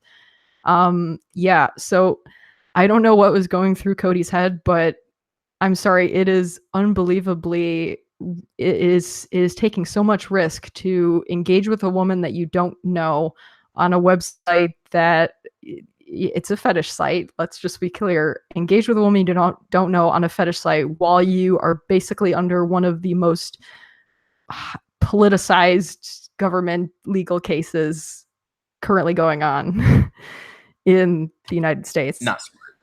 Yeah, it's really just all of the the gray areas of her age aside and whether she consented, that was not a smart decision to engage with someone in that way. I don't know. If I was in his position, I would know that is a highly risky situation, because that just it opens you up. Just even if nothing violent or non-consensual occurred, just engaging in that kind of behavior just looks bad from a publicity standpoint. And so if you were to engage in that kind of behavior, it should be someone that you know for a long time, who you trust, who wouldn't just rat you out and publish your private information to authorities or journalists. Like it's risky just from the very basic facts of the case. So I don't want to completely wash him of responsibility. That was a very irresponsible thing of him to do, if this accusation, at least the barest details, are correct. But I agree with Shinobi that, the fact that he is involved in a highly politicized legal fight with the US government, that puts him in a very precarious position in a number of ways. And the fact that he is talking about, free speech and how code should be governed on the internet, or how freely you can share code, even if it's for, creating things that people disagree with. That's a separate issue from this. But yeah, there's it's a big red flag to me that, I don't know, that things besides her behavior. The timing is really weird as well. The fact that it came out now, it happened in the last month, very weird. But yeah, I'm not going to pass judgment on too many people at this point because this report literally just came out in the last 24 hours or so. Yeah. Well, I'm sorry. It's like, I mean, honestly, yes, like age of consent is a very murky area. And as a minor, that is a very troublesome thing. But to remove that and look at two consenting adults engaging in a relationship with this, was it an unintelligent thing to do? Yes. I don't think it was irresponsible. I think that what two consenting adults choose to do is frankly no one else's business. And whatever you might think personally about something like this, I don't see anything wrong with it if both parties are consenting adults. Like, I think that this is absurd. I mean, yes, like if it seems unlikely unless they're just flat out lying about her age, which could be possible. They've done that before, but let's just say for the moment that she is an adult. I would consider it irresponsible if I were to engage in that kind of activity, because if I'm, involved in this legal case, I'm a very public figure. By me engaging in risky behavior, even if it's consensual, and even though there's nothing immoral or unethical about engaging in that behavior with a consenting adult, if that was the situation, I'm still jeopardizing that legal case that concerns a very important issue through my own behavior. So I would consider that irresponsible in that light. Like, just because it wouldn't be unethical, I would consider it irresponsible to do that. Especially if he's engaging in a kind of debate that talks about ideals and morals, and like, he must have known that that kind of behavior, if it was more widely known, would not do well for his public image. Yeah, there's definitely a lot going on where it's like, if you get into trouble, that could be used against you in this court case where they try to destroy your character. And yeah, it's an important court case. And so, at the same time, like you're saying, be suspicious and everything. But, it's like a weird world we live in where it's like somebody like Cody Wilson, he's like, with Defense Distributed, he's like pretty front and center with a lot of major news outlets and everything. It seems like it'd be pretty easy to just like it's like hard once you're in that arena. I mean, but it feels like it'd be easier to go and spark a conversation and meet someone and actually try and build something out instead of doing the thing of the day right now with all these different dating apps and just meeting some random person and everything. And it's just it's a confusing subject, like you're saying. I mean, it's like, nowadays there's lots of accusations kind of going around about sexual misconduct, and some of it is like very, meaningless, like a reason why it's behind there. I mean, there is a lot of sexual misconduct going on, but there is a lot of that. There's a few of that, going on at the same time where there's like false accusations to try and, taint someone's image and all that. So, I mean, yeah, while he's going through this court case, it's it's, you might want to just like be minding your P's and Q's a little extra. I mean, like, I think I would, but I mean, at the same time, it's like I dug up his age. The dude's like 30 years old. I mean, it's yeah, I mean, 30-year-old alpha dog guy. I'm sure he's going to want to be going out and having some fun here and there, but come on, Cody, like, do it I don't know, just get to know these people a little bit closer and stuff. It's not like you can't go out and have fun, but you surely want to be, confident, a little bit more confident in who you're meeting and, who you're going to spend your time with and be vulnerable with, because, even people that you might, it might be okay to be vulnerable with might be turned against you one day. And there's a lot of stuff where,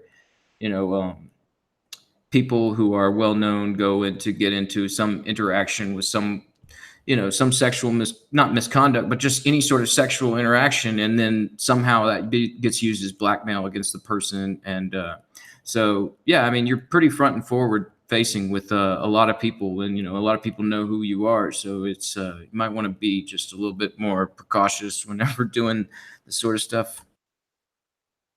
Yeah. And I just want to point out, because people are talking about whether he's actually been charged or not. As far as I've seen, the first report I saw did not actually mention him being charged, just that there had been a affidavit by whoever interviewed the girl or woman in this case. So I mean, I'm going to take a lesson from how, Julian Assange's assault investigation was covered, which was absolutely horrible. Most media outlets said that he was charged when he has, in fact, never been charged. So I always take, reports that someone's been charged with something with a grain of salt. It may just be that a report has been released to the media and that's it.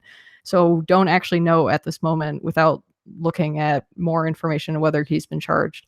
But assuming like I said, assuming that the basic facts of the case are true and there is an underage girl involved, I mean, like I said, my based on what I know and my experience, the most likely thing that I think happened was that she was put under pressure because she faced charges for this as well. So I'm just going to assume whoever she is, I'm going to assume the best of her at this moment and say that, she was probably in a she was in a vulnerable position to begin with.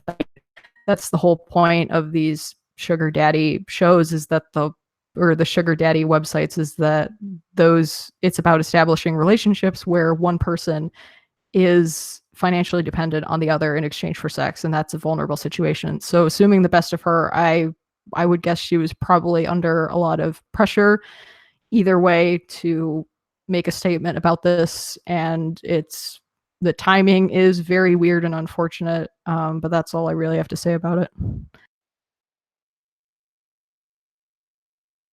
Yeah, I think I'm just gonna regulate my comments to what I said earlier. It's not I don't want to get too much into it because there's still just so much breaking about it, and we're figuring more out about it. So we'll see how it goes.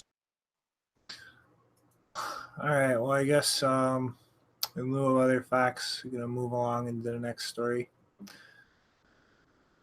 So Sunday we were talking about Midland, Ontario, and how they were hit with a ransomware attack. So there is now a company that effectively specializes in handling ransomware attacks for other people. Coveware, founded by Bill Siegel.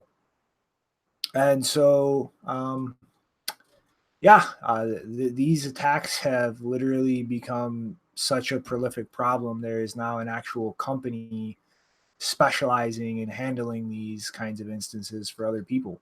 And they've pretty much taken over the handling of the entire process.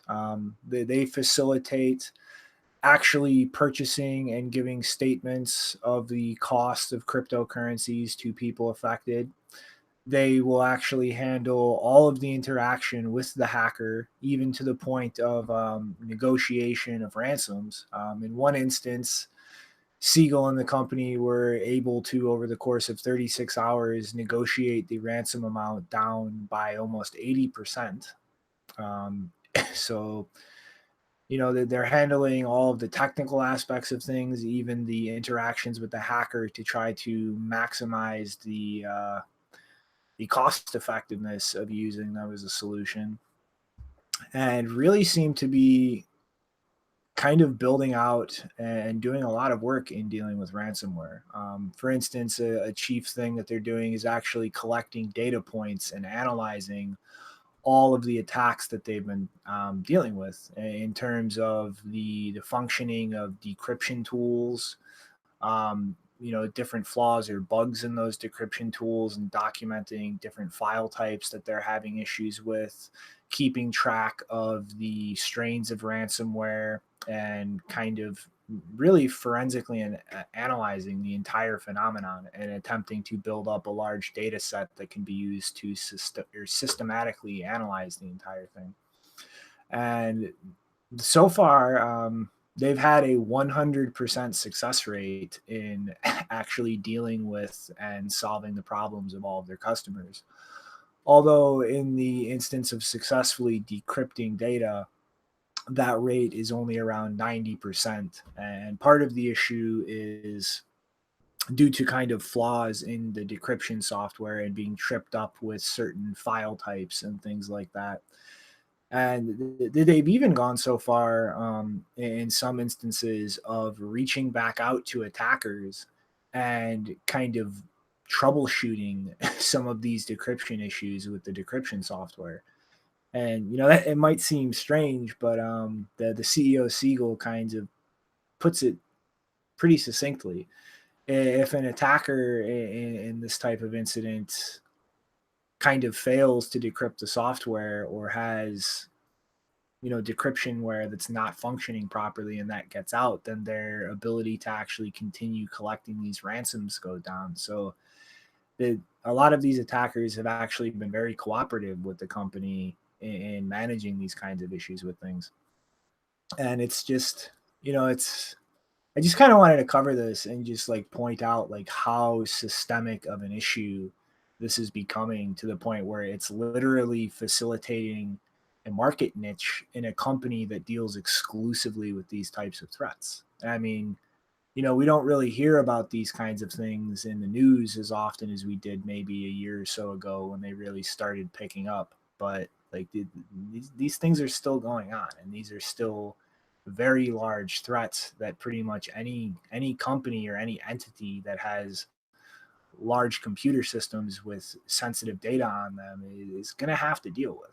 Like that, this is not something that's just going to go away as some kind of phase. Like this is pretty much a permanent aspect of computer security at this point. Yeah, I thought this was an interesting. It's like these ransomwares. Ransomware comes up, there's a lot of questions where people are like, okay, do I pay it? And then, or some people just run to pay it. And then they realize like, you got to go through this whole process of decrypting your files even after you pay it. And then that's if you're lucky enough to where you actually did make contact with the right group and everything went swimmingly as far as getting the information to decrypt the files. And I like the idea of like, this thing kind of becoming a little bit more efficient in the way that there's like this feedback loop, to where hopefully people will start to realize quicker that the only real solution for this sort of thing is like building out stronger infrastructure. And you can go through this sort of attack and pay everything out, or maybe just get lucky and over time you don't have to pay, and you get your files decrypted. But usually you're never going to get 100% of everything back. And this is where it's like I hope that these things quickly show the market that they need new secure infrastructure.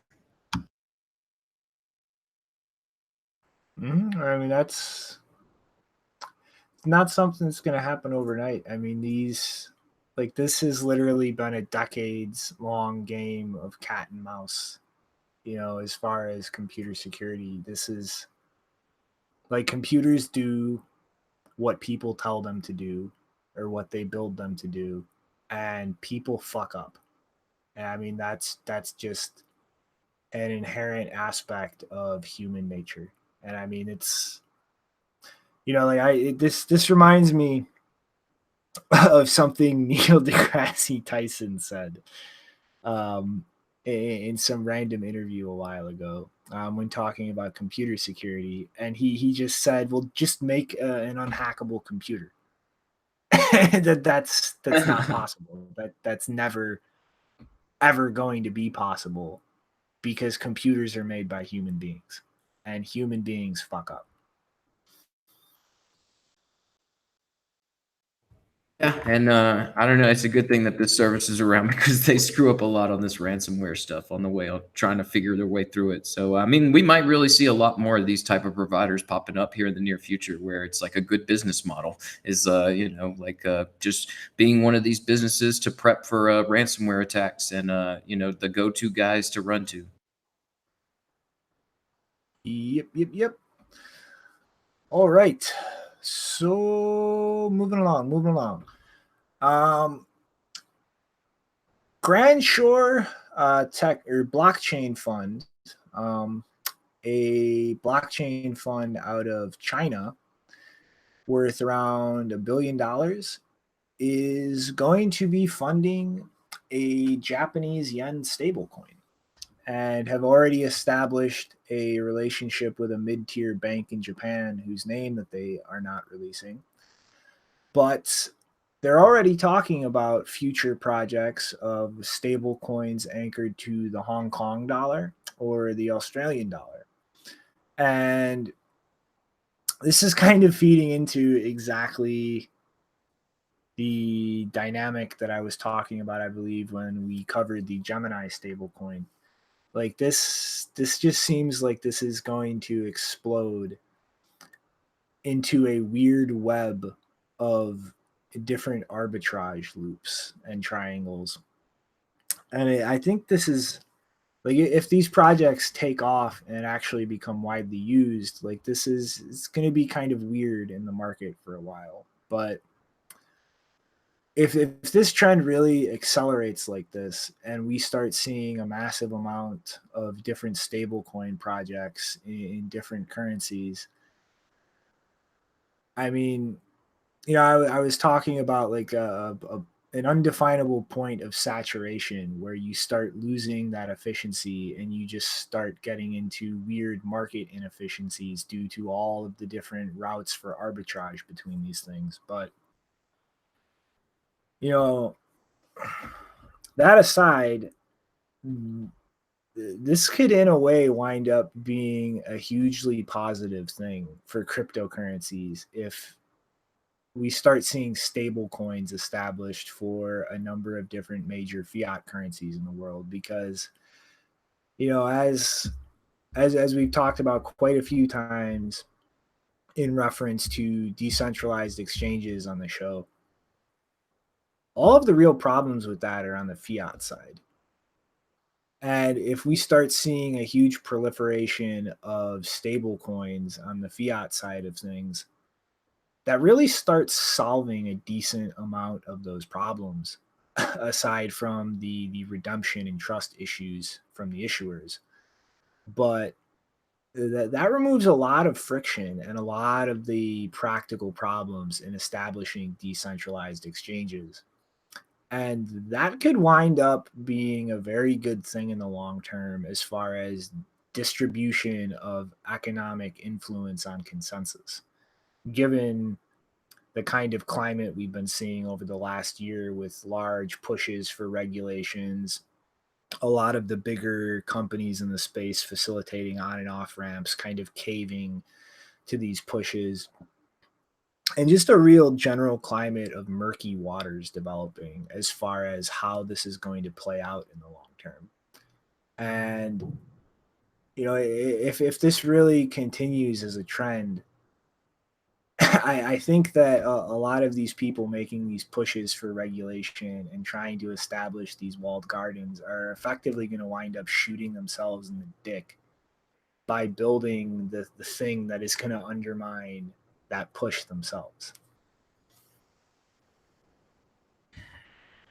Yeah, the stablecoin thing is all the rage, man. Like, I'm pretty interested to see how this plays out too. I mean, like you're saying, I mean, we talked about the Gemini dollar, and I know that there's a few other exchanges that have been talking about possibly, issuing a stable coin. And yeah, it's going to be a weird thing to watch. Like, I mean, is it just going to be built off of the trust of these exchanges where you'll see one being used more than another because people are like, yeah, well, we trust this guy more than the other, and what builds that trust? And yeah, it's going to be some weird things going on there as far as arbitrage and all that, and decentralized exchanges, booting up. That would be definitely a positive thing.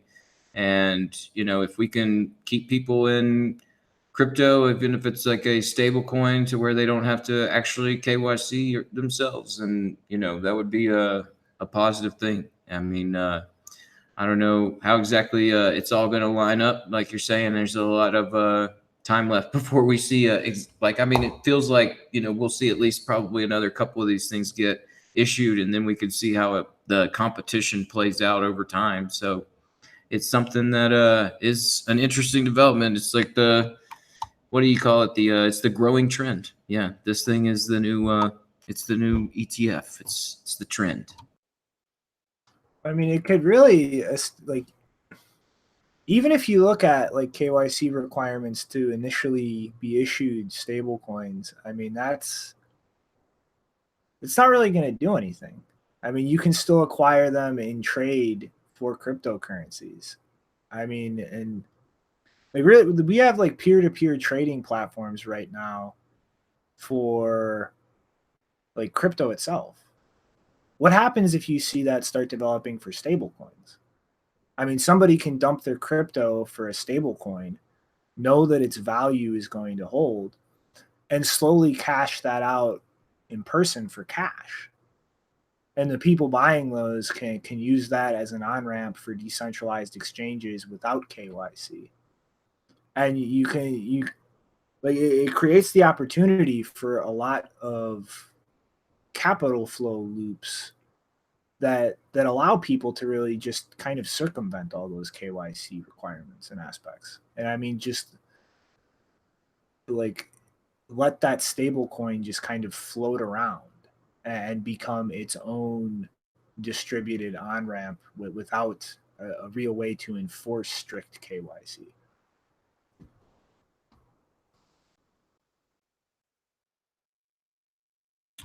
Yeah, man, we'll see how it plays out. But yeah, and what's going on with this next story, man? Well, it's a piece by Leah Quinn on CoinDesk about Palestine.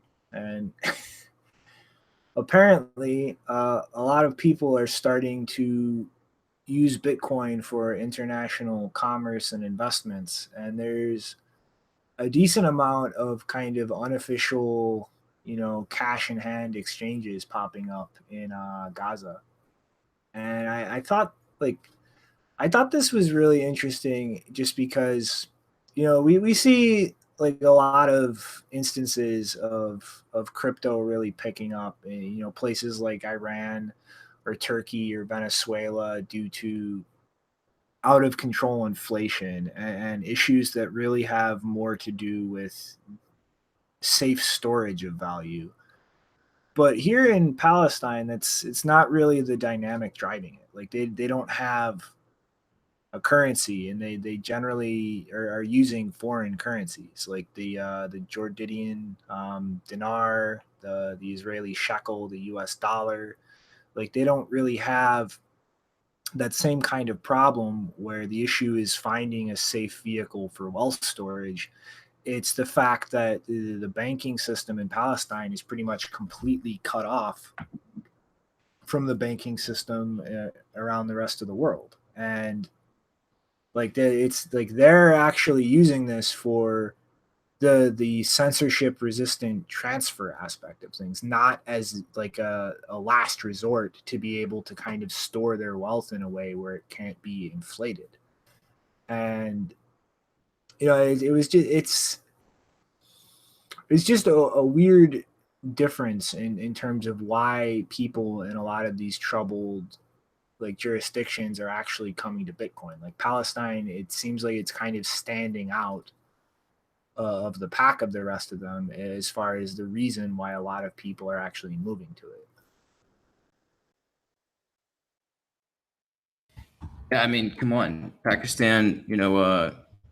Pakistan is Palestine. I mean, like one of the most, one of those countries that's always getting pushed down and being controlled by forces that are not necessarily there on the ground. So yeah, Bitcoin makes a lot of sense there. So I could see them doing that in some of these other countries like Iran. Yeah, I mean, it is one of those like what is Andreas calls like Bitcoin's like the freedom index testing governments. So it's like some of those countries you could start to see like a little bit maybe where Bitcoin kind of opens up and we can sort of say like, okay, well that country they're obviously not too much totalitarian control like we thought. So yeah, it's like just interesting geopolitics, and Bitcoin is going to keep going, and it makes sense, really does.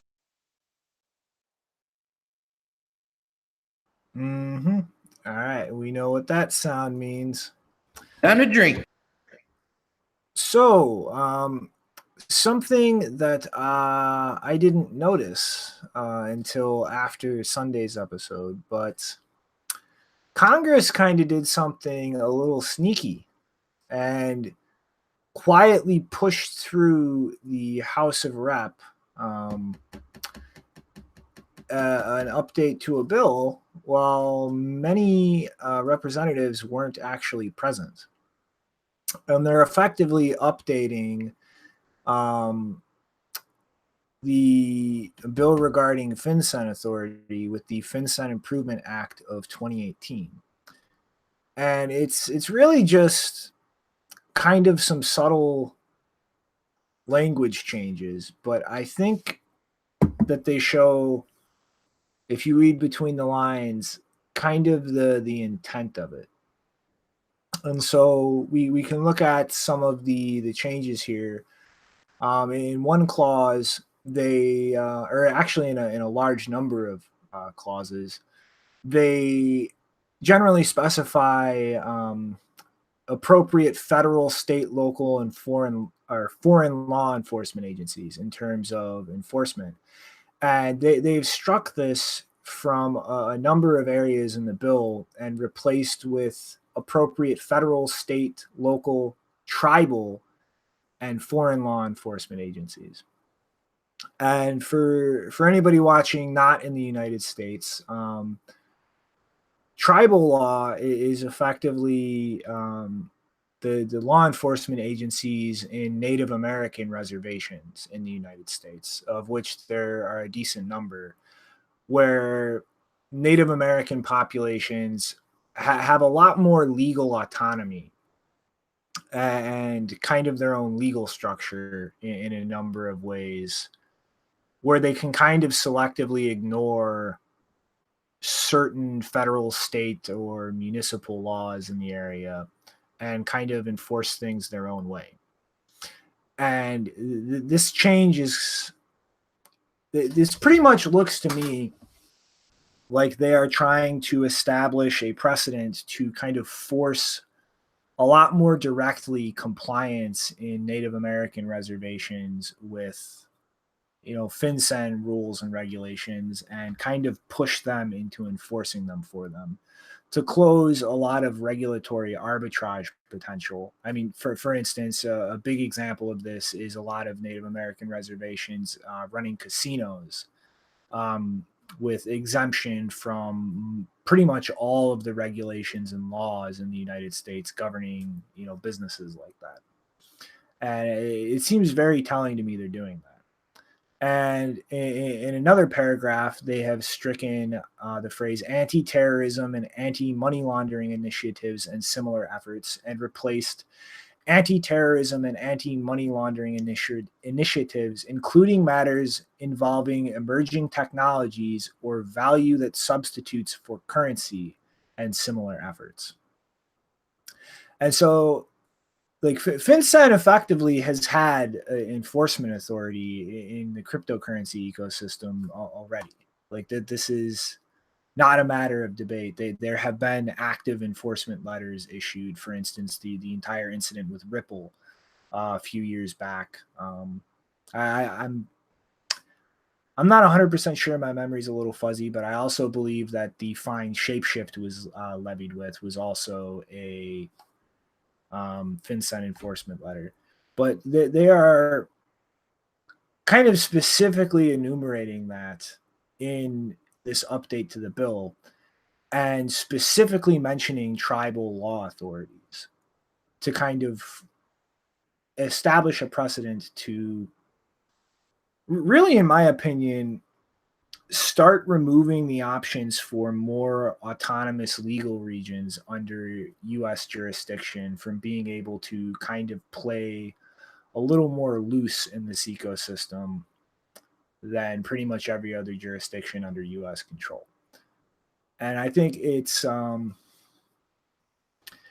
this is kind of a little bit of an indication of things to come, in my opinion. And I think we're going to see U.S. Congress kind of try to push things quietly through like this that have a big effect on this ecosystem over the coming years. And this is something that we should not underestimate the consequences of. Like, this is pretty much par for the course with the American legislative process. If they want to do something controversial, they find that moment where nobody's paying attention, where attendance is not really up to par in Congress, and they just sneak it through. And I think this is something that we shouldn't underestimate as something we're going to have to deal with in the near future. Yeah, if anything, I think it was like the timing of the whole thing that really does kind of point out like there might be something suspicious to this, because yeah, usually when they want to pass something, you know, that they don't want many people taking a look at, they do it at some weird hour, or right before everybody goes off to break, or some weird political environment that kind of is just favorable towards it. And I'm not going to try and make a comment about how this will really affect us now, because like you're saying, I really, you know, I kind of miss this too. I need to dig into it a little bit, but I'm sure that the language used and like the small little adjustments, however they are, they're going to be able to interpret them in a lot further, you know, way than they previously had. So I imagine it just opens up a lot of interpretation.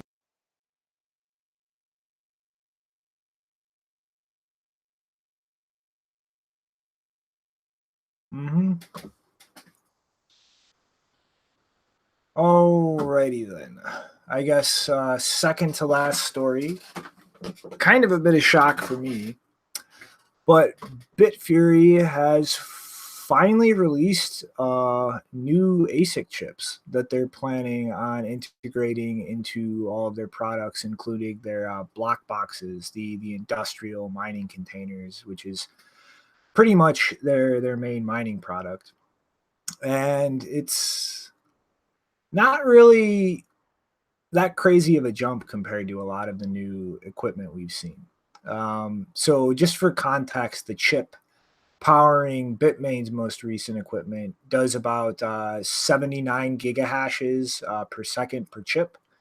The new 14 nanometer Bitfury chip is pulling about 120 gigahashes, and it's not really that crazy of a power efficiency jump compared to a lot of the new machines hitting the market. But I just thought this was kind of interesting timing, because we haven't really seen Bitfury do any chip development in a few years now, and I've seen them kind of branch out into a lot of shady surveillance products and other things, kind of hedging away from their core mining business. And this in absolutely no way is excusing them for the shady ass things they've diversified in. But this just kind of has me wondering if part of the logic behind that might have been to just hedge away from mining temporarily because of just how dominant and shady Bitmain was being, as far as the games they were playing with supply chains and bidding out times at the actual tape out factories to kind of push out competition, and might not be trying to move back into their core business now that we see Bitmain kind of flailing around and having completely fucked up their attempt at an IPO after the giant mistake that was Bcash.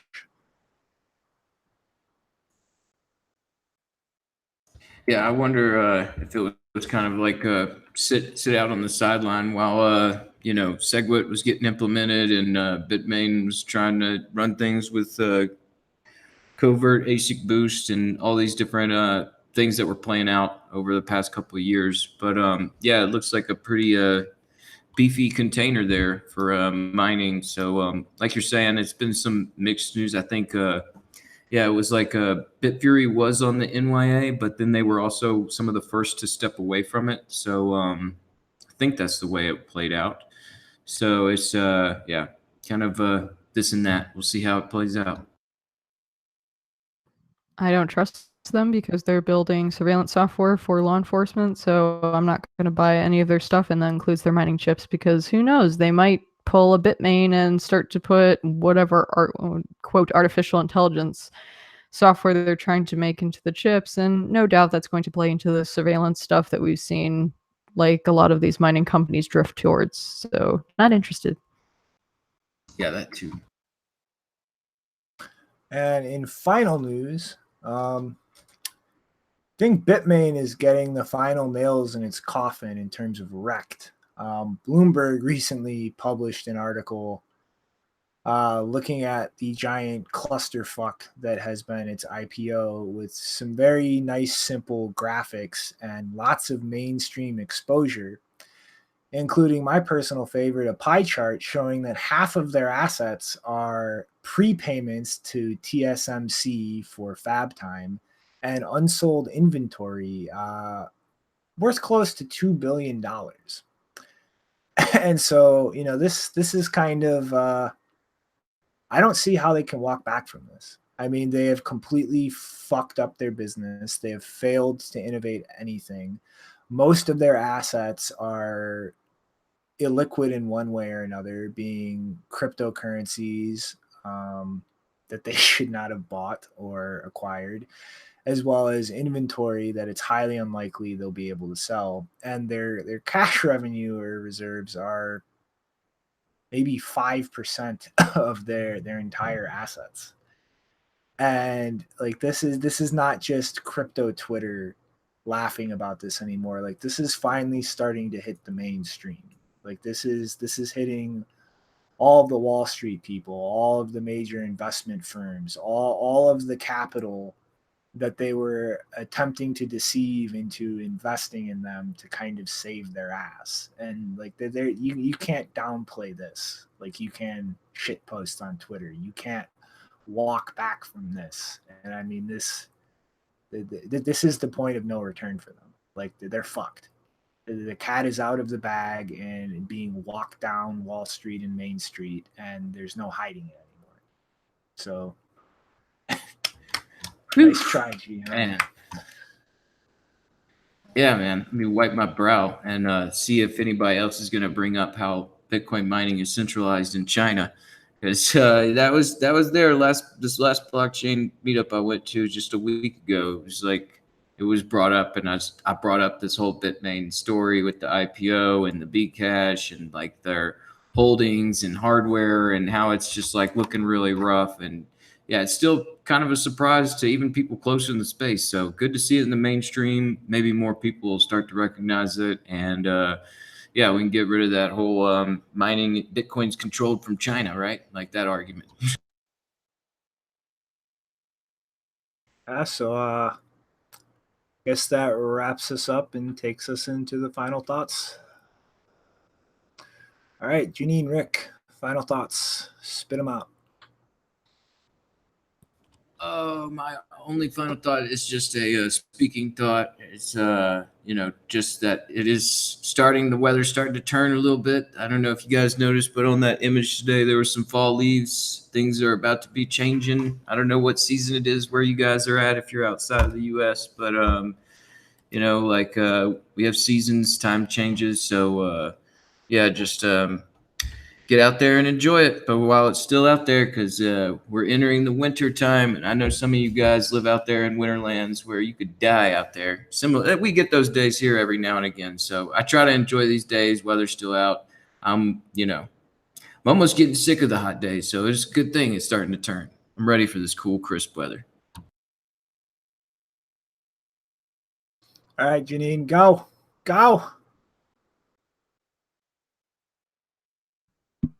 Which one you're going to show? Are you showing either of them on screen? Or no? I guess. But boom. So the first one is not my thought. It's just a thought that I saw on Twitter that was funny, which was from Jameis Lapp, where he said, "It is easier for a camel to pass through the eye of a needle than for a chain of gigabyte blocks to pass through the Tor network." So, yeah. And the second one is a rather interesting statement from the absolutely terrible Vice ratings. If you don't know how absolutely terrible they are about making predictions, I think we covered them in episode number 86 towards the end. But apparently they are predicting that Bitcoin will lose 50% of its market share to Ethereum within 5 years because it's a one-trick pony.